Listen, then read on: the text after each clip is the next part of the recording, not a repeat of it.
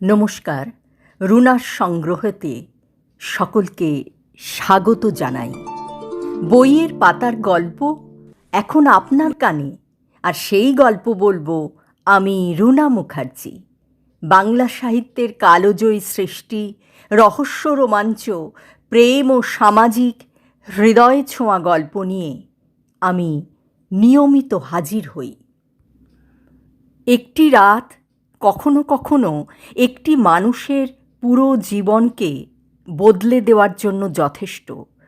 বিশ্বকবি রবীন্দ্রনাথ ঠাকুরের এক রাত্রি এমনই এক হৃদয়স্পর্শী গল্প, যা রবীন্দ্রনাথের সহজ অথচ গভীর ভাষায় নির্মিত এই গল্প আপনাকে নিয়ে যাবে এক অন্য রকম অনুভূতির জগতে। তবে শুরু করি এক রাত্রি। সুরবালার সঙ্গে একত্রে পাঠশালায় গিয়াছি এবং বউ বউ খেলিয়াছি। তাহাদের বাড়িতে গেলে সুরবালার মা আমাকে বড় যত্ন করিতেন এবং আমাদের দুইজনকে একত্র করিয়া আপনা আপনি বলা বলি করিতেন। আহা, দুটিতে বেশ মানায়। ছোট ছিলাম, কিন্তু কথাটার অর্থ একরকম বুঝিতে পারিতাম। সুরবালার প্রতি যে সর্বসাধারণের অপেক্ষা আমার বিশেষ কিছু দাবি ছিল, সে ধারণা আমার মনে বদ্ধমূল হইয়া গিয়াছিল। সেই অধিকার মদে মত্ত হইয়া তাহার প্রতি যে আমি শাসন এবং উপদ্রব না করিতাম তাহা নহে। সেও সহিষ্ণুভাবে আমার সকল রকম ফরমাস খাটিত এবং শাস্তি বহন করিত। পাড়ায় তাহার রূপের প্রশংসা ছিল, কিন্তু বর্বর বালকের চক্ষে সে সৌন্দর্যের কোনো গৌরব ছিল না। আমি কেবল জানিতাম সুরবালা আমারই প্রভুত্ব স্বীকার করিবার জন্য পিতৃগৃহে জন্মগ্রহণ করিয়াছে। এই জন্য সে আমার বিশেষ রূপ অবহেলার পাত্র।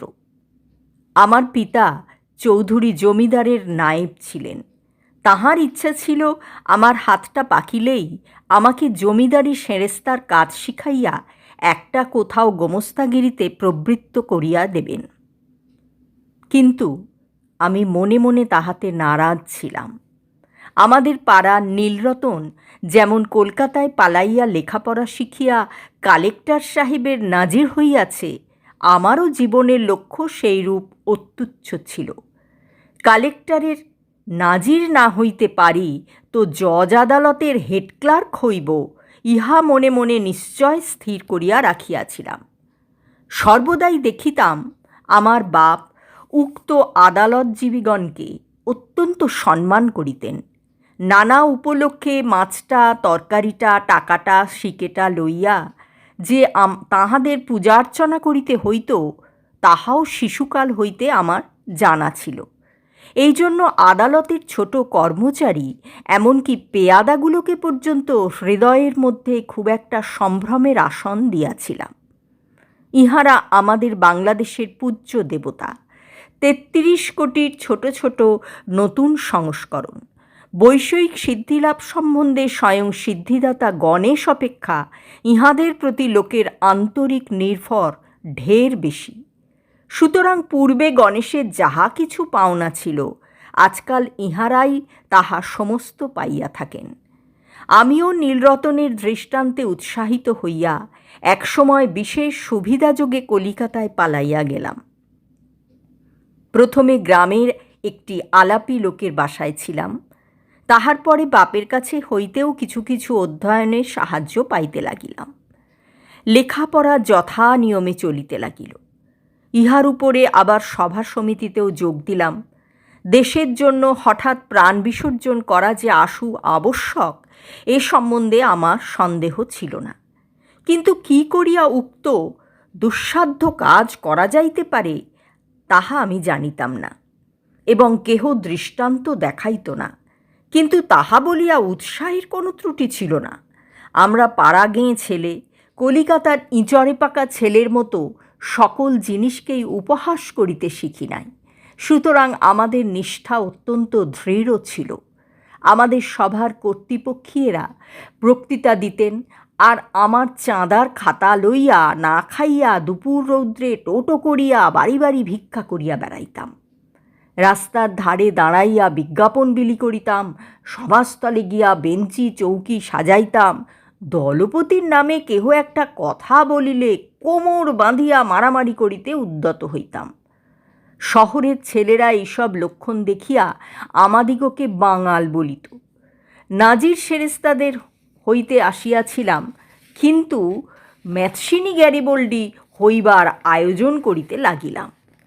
এমন সময় আমার পিতা এবং সুরবালার পিতা একমত হইয়া সুরবালার সহিত আমার বিবাহের জন্য উদ্যোগী হইলেন। আমি 15 বৎসর বয়সে সময় কলকাতায় পালাইয়া আসি। তখন সুরবালার বয়স 8, এখন আমি 18। পিতার মতে আমার বিবাহের বয়স ক্রমে উত্তীর্ণ হইয়া যাইতেছে, কিন্তু এদিকে আমি মনে মনে প্রতিজ্ঞা করিয়াছি, আজীবন বিবাহ না করিয়া স্বদেশের জন্য মরিব। বাপকে বলিলাম, বিদ্যাভ্যাস সম্পূর্ণ সমাধা না করিয়া বিবাহ করিব না।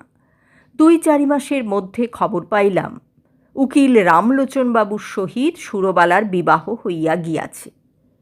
পতিত ভারতের চাঁদা আদায় কার্যে ব্যস্ত ছিলাম। এ সংবাদ অত্যন্ত তুচ্ছ বোধ হইল। এন্ট্রেন্স পাশ করিয়েছি, ফার্স্ট আর্টস দিব, এমন সময় পিতার মৃত্যু হইল। সংসারে কেবল আমি একা নই, মাতা এবং 2টি ভগিনী আছেন। সুতরাং কালেজ ছাড়িয়া কাজের সন্ধানে ফিরিতে হইল।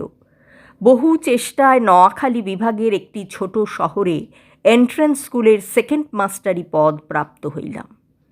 মনে করিলাম আমার উপযুক্ত কাজ পাইয়াছি।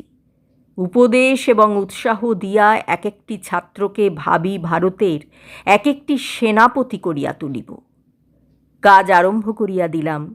দেখিলাম ভাবি ভারতবর্ষ অপেক্ষা আসন্ন এক্সামিনের তারা ঢের বেশি। ছাত্রদিগকে গ্রামার অ্যালজেব্রার বহির্ভূত কোনো কথা বলিলে হেডমাস্টার রাগ করে। মাস 2 মধ্যে আমার উৎসাহ নিস্তেজ হইয়া আসিল। আমাদের মতো প্রতিভাহীন লোক ঘরে বসিয়া নানারূপ কল্পনা করে, অবশেষে কার্যক্ষেত্রে নামিয়া ঘাড়ে লাঙল বহিয়া পশ্চাৎ হইতে লেজে মলা খাইয়া নতশিরে সহিষ্ণুভাবে প্রাত্যহিক মাটি ভাঙা কাজ করিয়া সন্ধেবেলায় 1 পেট জাবনা খাইতে পাইলেই সন্তুষ্ট থাকে। লম্ফে ঝম্পে আর উৎসাহ থাকে না। অগ্নিদাহের আশঙ্কায় একজন করিয়া মাস্টার স্কুলের ঘরেতেই বাস করত। আমি একা মানুষ, আমার উপরে সেই ভার পড়িয়াছিল। স্কুলের বড় 8 চালা সংলগ্ন একটি চালায় আমি বাস করিতাম। স্কুলঘরটি লোকালয় হইতে কিছু দূরে, একটি বড় পুষ্করিণীর ধারে।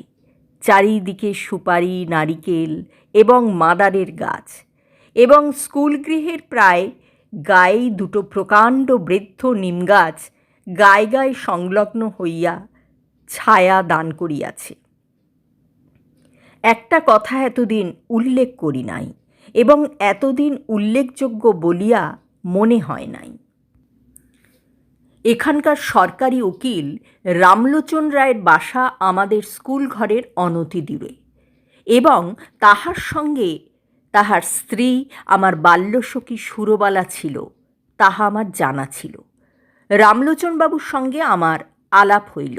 সুরবালার সহিত বাল্যকালে আমার জানাশোনা ছিল, তাহা রামলোচনবাবু জানিতেন কিনা জানি না। আমিও নতুন পরিচয় সে সম্বন্ধে কোনো কথা বলা সঙ্গত বোধ করিলাম না, এবং সুরবালা যে কোনো কালে আমার জীবনের সঙ্গে কোনোরূপে জড়িত ছিল সে কথা আমার ভালো করিয়া মনে উদয় হইল না। একদিন ছুটির দিনে রামলোচনবাবুর বাসায় তাহার সহিত সাক্ষাৎ করিতে গিয়াছি। মনে নাই কি বিষয় আলোচনা হইতেছিল। বোধ করি বর্তমান ভারতবর্ষের দুরাবস্থা সম্বন্ধে। তিনি যে সেজন্য বিশেষ চিন্তিত এবং ম্রিয়মাণ ছিলেন তাহা নয়, কিন্তু বিষয়টা এমন যে তামাক টানিতে টানিতে এ সম্বন্ধে ঘণ্টাখানেক দেরেক অনর্গল শখের দুঃখ করা যাইতে পারে। এমন সময় পাশের ঘরে অত্যন্ত মৃদু একটা চুড়ির টুংটাং, কাপড়ের একটুখানি খসখস এবং পায়েরও একটুখানি শব্দ শুনিতে পাইলাম। বেজ বুঝতে পারিলাম জানলার ফাঁক দিয়া কোনো কৌতূহলপূর্ণ নেত্র আমাকে নিরীক্ষণ করিতেছে। তৎক্ষণিক দুখানি চোখ আমার মনে পড়িয়া গেল। বিশ্বাস, সরলতা এবং শৈশবপ্রীতিতে ঢলঢালো দুখানি বড় বড় চোখ, কালো কালো তারা, ঘন কৃষ্ণ পল্লব, স্থির স্নিগ্ধ দৃষ্টি। সহসা হৃৎপিণ্ডকে কে যেন একটা কঠিন মুষ্টির দ্বারা চাপিয়া ধরিল এবং বেদনায় ভিতরটা টনটন করিয়া উঠিল। বাসায় ফিরিয়া আসিলাম, কিন্তু সেই ব্যথা লাগিয়া রহিল। লিখি, পড়ি, যাহা করি, কিছুতেই মনের ভাব দূর হয় না। মনটা সহসা একটা বৃহৎ বোঝার মতো হইয়া বুকের শিরা ধরিয়া দুলিতে লাগিল। সন্ধেবেলায় একটু স্থির হইয়া ভাবিতে লাগিলাম, এমনটা হইল কেন? মনের মধ্য হইতে উত্তর আসিল, তোমার সে সুরবালা কোথায় গেল? আমি প্রত্যুত্তরে বলিলাম, আমি তো তাহাকে ইচ্ছা করিয়া ছাড়িয়া দিয়াছি, সে কি চিরকাল আমার জন্য বসিয়া থাকিবে? মনের ভিতরে কে বলিল, তখন যাহাকে ইচ্ছা করিলেই পাইতে পারিতে, এখন মাথা খুঁড়িয়া মরিলেও তাহাকে একবার চোখে দেখিবার অধিকারটুকুও পাইবে না। সেই শৈশবের সুরবালা তোমার যত কাছেই থাকুক, তাহার চুরির শব্দ শুনিতে পাও, তাহার মাথা ঘষার গন্ধ অনুভব করো, কিন্তু মাঝখান বরাবর একখানি করিয়া দেয়াল থাকিবে। আমি বলিলাম, তা থাক না, সুরবালা আমার কে? উত্তর শুনিলাম, সুরবালা আজ তোমার কেহই নয়, কিন্তু সুরবালা তোমার কি না হইতে পারিত? সে কথা সত্য, সুরবালা আমার কি না হইতে পারিত। আমার সবচেয়ে অন্তরঙ্গ, আমার সবচেয়ে নিকটবর্তী, আমার জীবনের সমস্ত সুখ দুঃখ ভাগিনী হইতে পারিত। সে আজ এত দূর, এত পর, আজ তাহাকে দেখা নিষেধ, তাহার সঙ্গে কথা কওয়া দোষ, তাহার বিষয়ে চিন্তা করা পাপ। আর একটা রামলোচন কোথাও কিছু নাই, হঠাৎ আসিয়া উপস্থিত, কেবল গোটা দুয়েক মুখস্থ মন্ত্র পড়িয়া সুরবালাকে পৃথিবীর আর সকলের নিকট হইতে এক মুহূর্তে ছোঁ মারিয়া লইয়া গেল। আমি মানব সমাজে নতুন নীতি প্রচার করিতে বসি নাই, সমাজ ভাঙিতে আসি নাই, বন্ধন ছিঁড়িতে চাই না। আমি আমার মনের প্রকৃত ভাবটা ব্যক্ত করিতেছি মাত্র। আপন মনে যে সকল ভাব উদয় হয়, তাহার কি সবই বিবেচনা সঙ্গত? রামলোচনের গৃহভিত্তির আড়ালে যে সুরবালা বিরাজ করিতেছিল, সে যে রামলোচনের অপেক্ষাও বেশি করিয়া আমার, এ কথা আমি কিছুতেই মন হইতে তাড়াইতে পারিতেছিলাম না। এইরূপ চিন্তা নিতান্ত অসঙ্গত এবং অন্যায়, তাহা স্বীকার করি, কিন্তু অস্বাভাবিক নহে। এখন হইতে আর কোনো কাজে মনঃসংযোগ করিতে পারি না। দুপুরবেলায় ক্লাসে ছাত্ররা যখন গুনগুন করিতে থাকিত, বাইরে সমস্ত ঝাঁঝাঁ করিত, ঈষৎ উত্তপ্ত বাতাসে নিমগাছের পুষ্পমঞ্জরীর সুগন্ধ বহন করিয়া আনিত, তখন ইচ্ছে করিত, কি ইচ্ছা করিত জানি না, এই পর্যন্ত বলিতে পারি, ভারতবর্ষের এই সমস্ত ভাবী আশাস্পদ দিগের ব্যাকরণের ভ্রম সংশোধন করিয়া জীবনযাপন করিতে ইচ্ছা করিত না। স্কুলের ছুটি হইয়া গেলে আমার বৃহৎ ঘরে একলা থাকিতে মন টিকিত না, অথচ কোনো ভদ্রলোক দেখা করিতে আসিলেও অস্বচ্ছ বোধ হইত। সন্ধেবেলায় পুষ্করিণীর ধারে সুপারি নারিকেলের অর্থহীন মর্মধ্বনি শুনিতে শুনিতে ভাবিতাম, মনুষ্য সমাজ একটি জটিল ভ্রমের জাল, ঠিক সময় ঠিক কাজ করিতে কাহারও মনে পড়ে না, তাহার পরে বেঠিক সময় বেঠিক বাসনা লইয়া অস্থির হইয়া মরে। তোমার মতো লোক সুরবালার স্বামীটি হইয়া বুড়ো বয়স পর্যন্ত বেশ সুখে থাকিতে পারিত, তুমি কিনা হইতে গেলে গ্যারি বললি, এবং শেষে হইলে একটা পাড়াগাঁয় স্কুলের সেকেন্ড মাস্টার। আর রামলোচন রায় উকিল, তাহার বিশেষ করিয়া সুরবালাই স্বামী হইবার কোনো জরুরি আবশ্যক ছিল না। বিবাহের পূর্ব মুহূর্ত পর্যন্ত তাহার পক্ষে সুরবালাও যেমন, ভবশঙ্করীও তেমন। সেই কিনা কিছুমাত্র না ভাবিয়া চিন্তিয়া বিবাহ করিয়া সরকারি উকিল হইয়া দিব্য 5 টাকা রোজগার করিতেছে। যেদিন দুধে ধোঁয়ার গন্ধ হয় সেদিন সুরবালাকে তিরস্কার করে, যেদিন মন প্রসন্ন থাকে সেদিন সুরবালার জন্য গহনা গড়াইতে দেয়। বেশ মোটাসোটা চাপকান পরা কোনো অসন্তোষ নাই। পুষ্করিণীর ধারে বসিয়া আকাশের তারার দিকে চাহিয়া কোনো দিন হা হুতাশ করিয়া সন্ধ্যা যাপন করে না। রামলোচন একটা বড় মোকদ্দমায় গিয়েছিলেন কিছুকালের জন্য। আমার স্কুল ঘরে আমি যেমন একলা ছিলাম, সেদিন সুরবালাও ঘরে সুরবালা বোধ করি সেইরূপ একা ছিল। মনে আছে, সেদিন সোমবার সকাল হইতেই আকাশ মেঘাচ্ছন্ন হইয়া আছে। বেলা 10টা হইতে টিপটিপ করিয়া বৃষ্টি পড়িতে আরম্ভ করিল। আকাশের ভাবগতিক দেখিয়া হেডমাস্টার সকাল সকাল স্কুলের ছুটি দিলেন। খণ্ড খণ্ড কালো মেঘ যেন একটা কি মহা আয়োজনে সমস্ত দিন আকাশের আনাগোনা করিয়া বেড়াইতে লাগিল। তাহার পরদিন বিকালের দিকে মুষলধারে বৃষ্টি এবং সঙ্গে সঙ্গে ঝড় আরম্ভ হইল।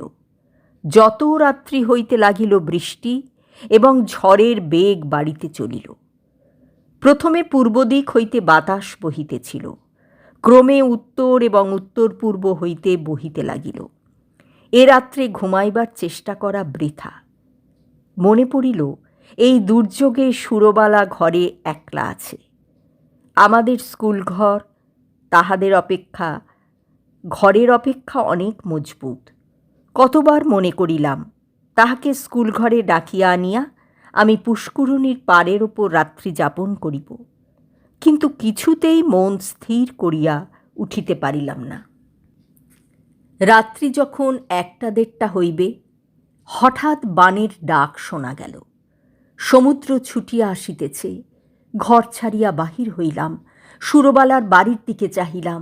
পথে আমাদের পুষ্করিণীর পার। সে পর্যন্ত যাইতে না যাইতে আমার হাঁটু জল হইল। পাড়ের উপর যখন উঠিয়া দাঁড়াইলাম, তখন দ্বিতীয় আরেকটি তরঙ্গ আসিয়া উপস্থিত হইল। আমাদের পুকুরের পাড়ের একটা অংশ প্রায় 10-11 হাত উচ্চ হইবে। পাড়ের উপরে আমিও যখন উঠিলাম, বিপরীত দিক হইতে আর একটা লোকও উঠিল। লোকটি কে তাহা আমার সমস্ত অন্তরাত্মা আমার মাথা হইতে পা পর্যন্ত বুঝিতে পারিল, এবং সেও যে আমাকে জানিতে পারিল তাহাতে আমার সন্দেহ নাই। আর সমস্ত জলমগ্ন হইয়া গেছে। কেবল 5-6 দ্বীপের ওপর আমরা 2টি প্রাণী আসিয়া দাঁড়াইলাম। তখন প্রলয়কাল। তখন আকাশে তারার আলো ছিল না এবং পৃথিবীর সমস্ত প্রদীপ নিবিয়া গেছে। তখন একটা কথা বলিলেও ক্ষতি ছিল না, কিন্তু একটা কথাও বলা গেল না। কেহ কাহাকেও একটা কুশল প্রশ্নও করিল না। কেবল 2 জনে অন্ধকারের দিকে চাহিয়া থাকিলাম। পদতলে গাঢ় কৃষ্ণবর্ণ উন্মত্ত মৃত্যুস্রোত গর্জন করিয়া ছুটিয়া চলিল।